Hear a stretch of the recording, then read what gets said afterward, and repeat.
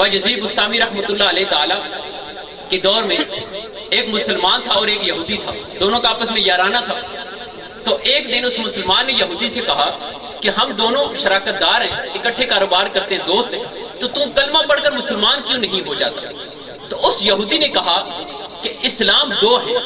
اس نے کہا یار دو اسلام تو نہیں ہے، ایک ہی اسلام ہے۔ اس نے کہا نہیں اسلام دو ہیں، ایک اسلام وہ ہے جس کا تو ماننے والا، اور وہ کون سے اسلام ہے کہ تو نے صرف کلمہ پڑھ رکھا ہے۔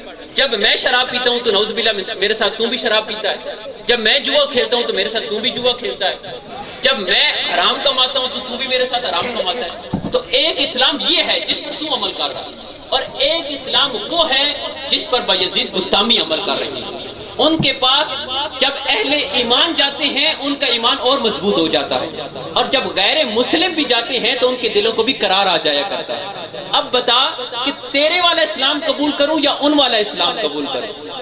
اگر تیرے والا اسلام قبول کرنا ہے تو پھر تو کوئی فائدہ ہی نہیں ہے، پھر تو صرف کلمہ پڑھنا ہے نا۔ کلمہ پڑھ کے نہ نماز پڑھنی ہے، نہ حج کرنا ہے، نہ زکوٰۃ دینی ہے، نہ جو ہے وہ اور اعمال صالحہ بجا لانے۔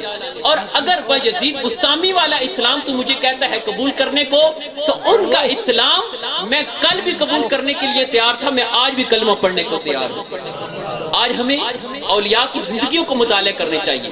اولیاء کی زندگیوں کا نچوڑ جو ہے وہ محبت ہے، اولیاء کی زندگیوں کا نچوڑ وہ معاف کرنا ہے، اولیاء کی زندگیوں کا نچوڑ جو ہے وہ لوگوں کو اسلام سے متنفر کرنا نہیں ہے بلکہ اسلام کی طرف لانا ہے۔